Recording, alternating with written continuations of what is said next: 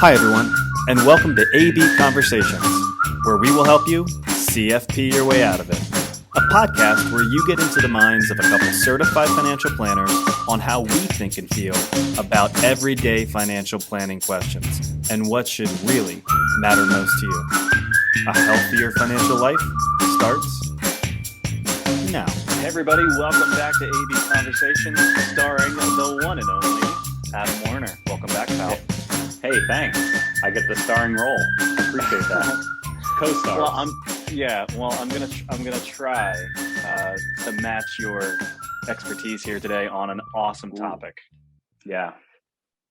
Markets are volatile. Investment losses can hurt. We are here to give you 5 things today that we think are very common investor mistakes. And if you want long-term success, we think these are 5 things you have to avoid doing, even when you get emotional. How's that for an intro? Yeah, you got a lot to live up to with that. But I will say, I think oftentimes we approach and other people think through the lens of, okay, well, what should I be doing? And oftentimes there's a lot of low-hanging fruit. And sometimes it's better to just think, what should I make sure that I avoid? And sometimes I'm not doing. Yeah, and sometimes that's enough to at least put you on the right path just by avoiding some of those negatives. So that's where we're going to kind of focus today's attention. All right, so let's start at the top. What's one thing you think people do when they get emotional that they should absolutely not do? Yeah, this one was so current for me. This example, I had somebody close to me reach out a day or two ago, looking at their 401k, the market's down. Should I stop investing or should I stop saving into my 401k? And it doesn't necessarily just have to be exclusive to the 401k, right? Any retirement account, non-retirement savings, wherever you are saving. If that thought has crossed your mind, the market is down, I'm going to stop. I'm going to let things settle, work themselves out. And then I'll just turn my contributions back on when I feel like the market's in a better spot. And yeah, go ahead. When you feel like it's in a better spot, like what? Yeah. How do you define that? Sure. Yeah. So my response was the exact opposite of what you're feeling is probably what you should be doing, right? The key, everybody knows this, the saying, buy low, sell high. And that's obvious, but much harder to actually do when emotions are running high.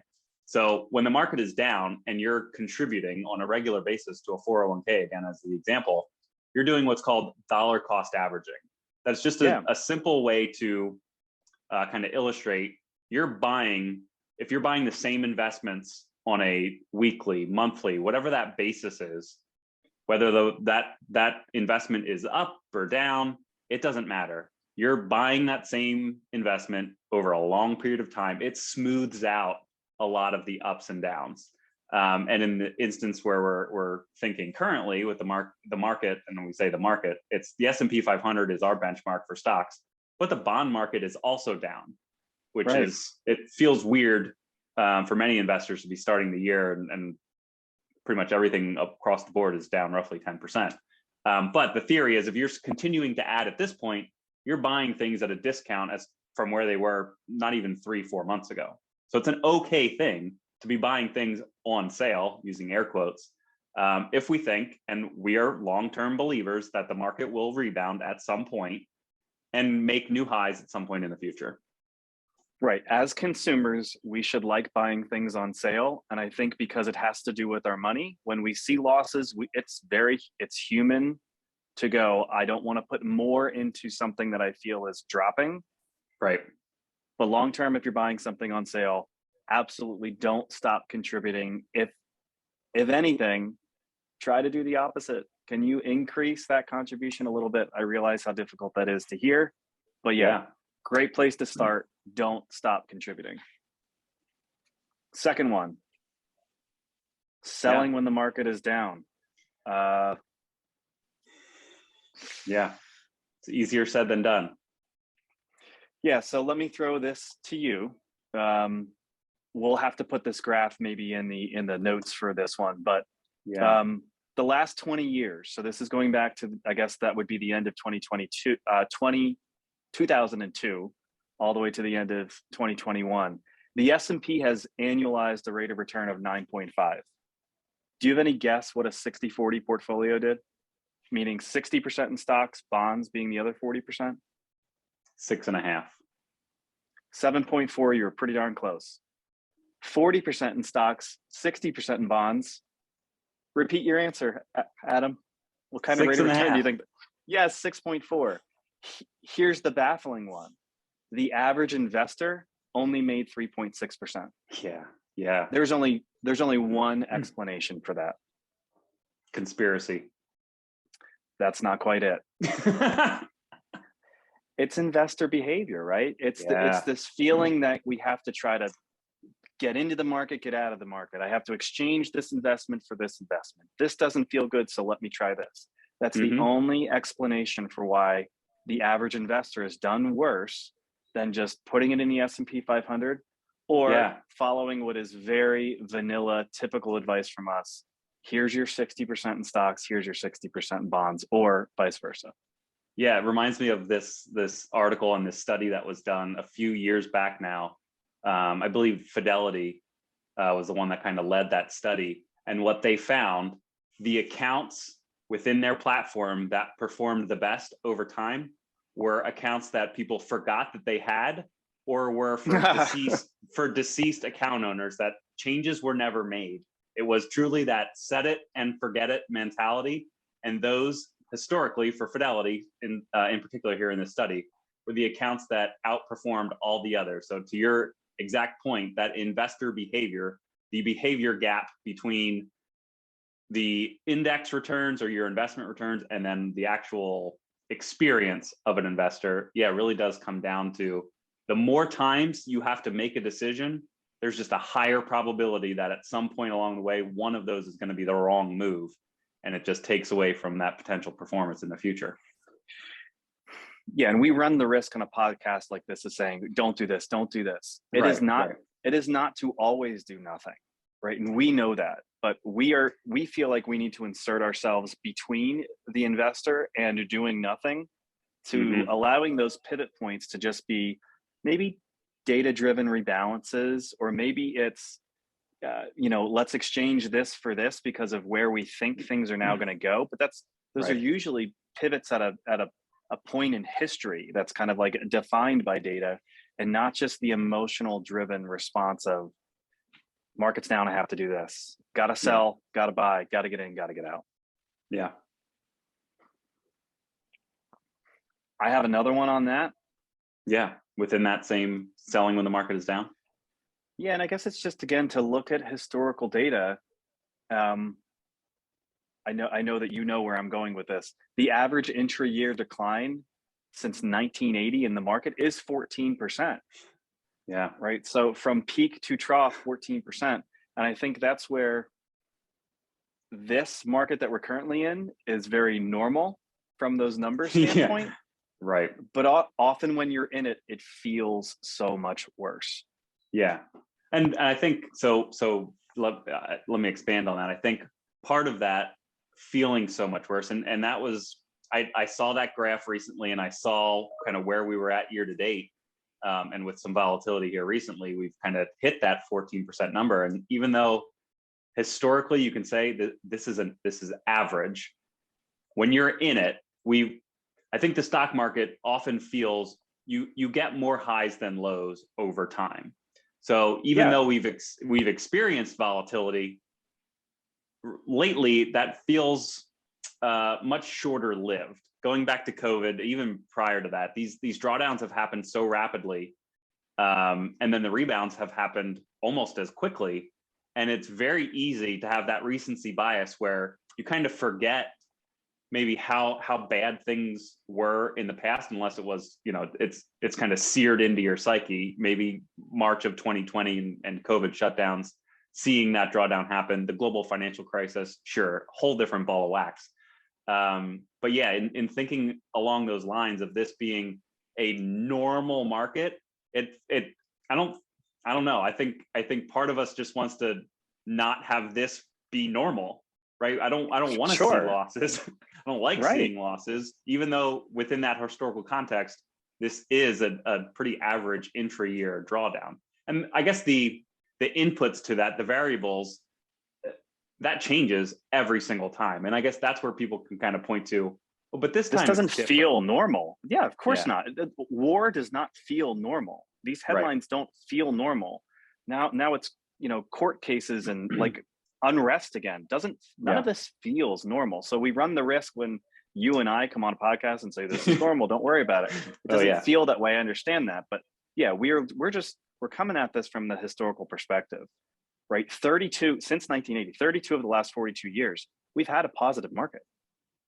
Yeah. Right. This is I'm going to divert here. I tell this story to my kids all the time. It's the story where the teacher tells little Johnny to come to the board and he has to do the math tables, multiplication, 1 times 9. He wrote 9, 2 times 9, he wrote 18, 3 times 9, 27, all the way down. He got to 10 times 9 and wrote 99. He got ahead of himself and he's walking back to his chair and all the kids are laughing at him. Right. The kid got 9 out of 10 correctly. But what do we focus on? We focus on that negative. We focus on that one mistake. We focus on the 1 year where it just feels really bad. But again, the market goes up more than it goes down. That same table, that same chart that we'll share, 12 of the 21 years where we had double-digit negatives, right? That 14% down, the market still ended the year positive, right? We still have an opportunity. We got 7 more months in the year here. We still have an opportunity for things to turn around. What's the point we're making in number 2 here, selling when the market is down? When it doesn't feel good, the opportunity to make a mistake is there so much bigger than it does when the market's just feeling okay. Well, and I'll put I guess the last fine point on this section. It's even if you got the timing right on the downside, you were able to sell and go to something that felt safe and preserve those dollars. Going back to the first thought of, I'm going to stop contributing to my account, but I'm going to start it at some point when I feel like the market's in a better spot. It is, again, you're just introducing another opportunity to, now you have to decide when to get back in. And it's impossible for any person to do that with any reliability. If someone was able to do that, we would know their name. They'd be famous for being able to time the market in, out, on a regular basis. It's impossible. And again, going back to what I said earlier, every time you have the opportunity to make a decision, there's a chance for that corresponding decision to go wrong. So yeah, getting out is one thing, getting back in is another, and it's very, very difficult to do. Well said. It's okay. So maybe on that theme, going to a third point, and let's maybe get off the selling when the market's bad, like the negative side of it. The third mistake I think that people make, and I'll let you kind of speak to this a little bit. It may be chasing returns or chasing a trend when the headlines or your buddy or your friend or a coworker or anybody is saying, well, here's how I've been investing. This has been going so well. You should do the same thing. Yeah, it just harkens back to, the dot-com bubble in the early 2000s. It's the meme stocks, early in 2021? Yeah, man, time is Bitcoin.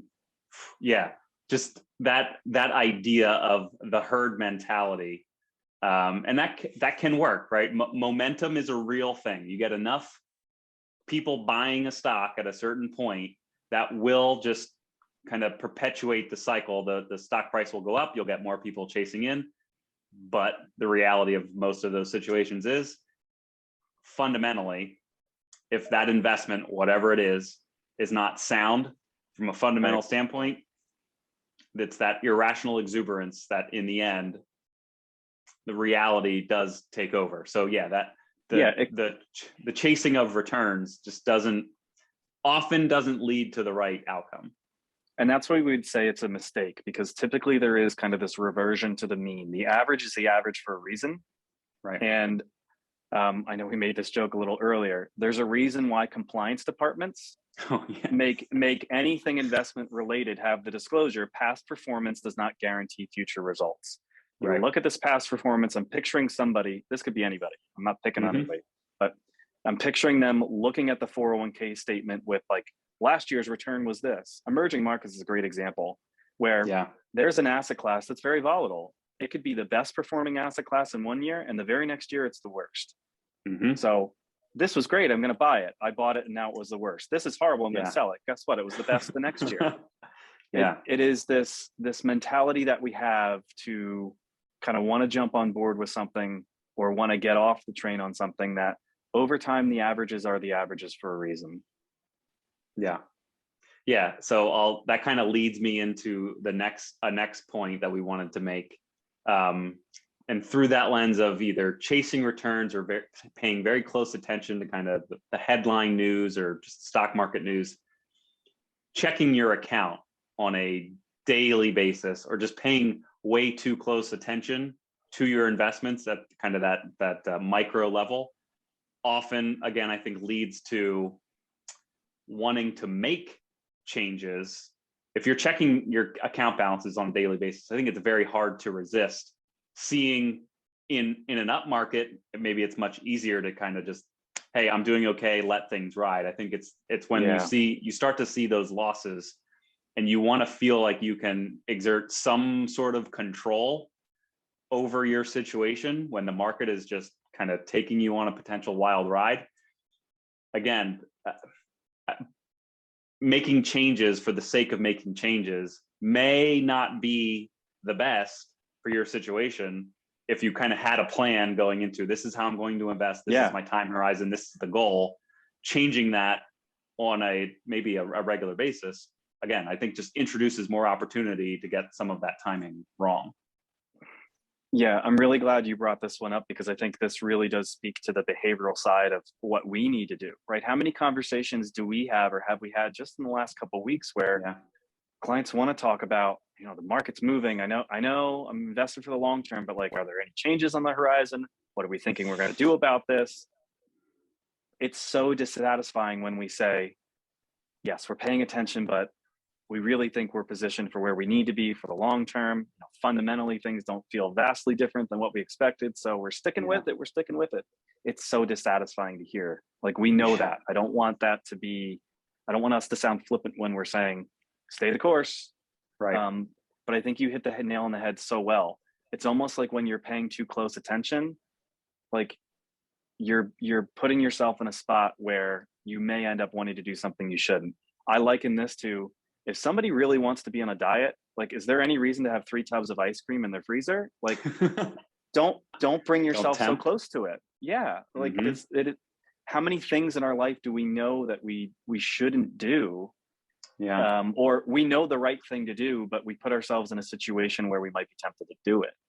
Yeah. It's hard. It's hard to tell somebody not to look at their account when it's falling. It's really hard. Well, yeah. And we met with somebody earlier this week that said, I check my accounts on a daily basis. I don't know why. It doesn't matter. I'm not going to make any changes, but I still like to see what it's doing. And sometimes if it's down enough, it will set the tone for the rest of my day. It makes a bad day. Yeah. And you just, you like your heart, I don't know how you felt. We were in that meeting together. Like, your heart just sinks a little bit and you're like, man, we want to take this off their shoulders. Like, we don't want them to have to worry about it. I think this is why we're going to quickly turn to point 5 here. This seemed like a good enough segue. Yeah. I think how you structure, how you invest and your savings, it's so important, right? A mistake that most people make is that they invest money that they're going to need sometime soon, right? Because now my attention has to be, man, I really wanted to go on this vacation, or I knew I was going to buy this car. I knew I needed this for this reason. And now I see it's going lower and I'm creating even more panic. Part of our advice is, right, you need to have a cushion. Yeah. And having that cushion hopefully allows you to not have to pay too close attention to something that really is supposed to be for the longer term. And that's the key right there, the last part that you just said. To us, investing comes down to aligning your time horizon with whatever that goal may be, whenever you think you're going to start to need those funds. And even for somebody that's investing in a retirement plan and maybe is 10 plus years from retirement, feeling, market volatility. Well, I'm getting close. Maybe I should start to reduce some risk. It still is aligning your investments with that time horizon to give yourself maybe some peace of mind that I can ride out some of these ups and downs if I know I'm not going to need it for whatever that time period is. And that all comes back to our 3-bucket theory on making sure you have an adequate cash reserve, making sure you have cash that you're going to need for your actual expenses. And then you have your chunk of money that's going to last you 3 to 7 years. That is more stable. Now, in this case, maybe that didn't work for right now because bonds, which would make up that middle bucket, are also down 10%. But the 7+ years, that really long-term bucket, the most volatile stuff that you own, right? It's the stock side of things that we really truly see the volatility on a regular basis. Yeah. Knowing that I don't have to touch those for 7 or more years, hopefully that gives somebody that peace of mind that market's going to go up, market's going to go down. I know that I have time on my side to ride these things out. Again, easier said than done. But we've certainly seen that help a lot with our clients to kind of give that perspective and just kind of reset the expectations. And even I fall into this trap, right? Didn't we have a conversation, you and I, like, this is as transparent as we can be, on Monday, where I'm like, hey, maybe we should increase our stock exposure in these accounts, like, hey, maybe we can help our clients. Like if they went through the hard time, maybe we can help get them rewarded. And in fairness to you, you're like, hey, but that's not the point. That's not how we do things, right? You bring me back down to a place of level too. And that's, I know that some of our advice sounds boring or repetitive, especially when the market's going well. It's like, do I really need to hold this much cash? Right. It's really these times of stress that we remind ourselves and hopefully are therefore able to remind our clients, like, this is why we do what we do. This is why fundamentally things are set up the way that we think they need to be set up for the long term, because over those periods, hopefully we feel better in the bad times. But we will be rewarded on the long end if we're not making these 5 mistakes. Yeah. It's almost like a form of insurance, right? That in case of emergency, break this glass. You have these funds available that you, again, don't necessarily need to change the rest of your plans, the rest of the way that you're invested. When invariably the market is going to go through volatility at some point. Maybe we'll have a recession in the next couple of years that will again cause the market to go down. Who knows? I guess that's the point. Nobody knows when these things are going to occur. Have your plan, stick to it. If we need to make small tweaks, we certainly will do that. But yeah, overreacting, making kind of knee-jerk reactions is often leads to mistakes. Yeah, and I'll maybe summarize it this way. I think these 5 things that we're saying, don't do these, try to avoid these, are that you don't compound the negative, right? Losses happen. They're going to happen. If you're investing, they're going to happen. Where we see these mistakes really ruining things or setting people back is when they take those short-term losses and they compound the problem by feeling like they need to do something different, when really it's just the ebbs and flows. Yep. So hopefully that's helpful, whether people are working with us or not. These are the 5 things we really hope you avoid. Agreed. You were a star again today. Well done, my friend. Thanks for your help. Hey, thanks. You did okay yourself. It's why it's called AB Conversations. You should be first in line. I think it's alphabetical, but okay. Thanks, pal. Hey, See thanks. you soon. Bye. Take care.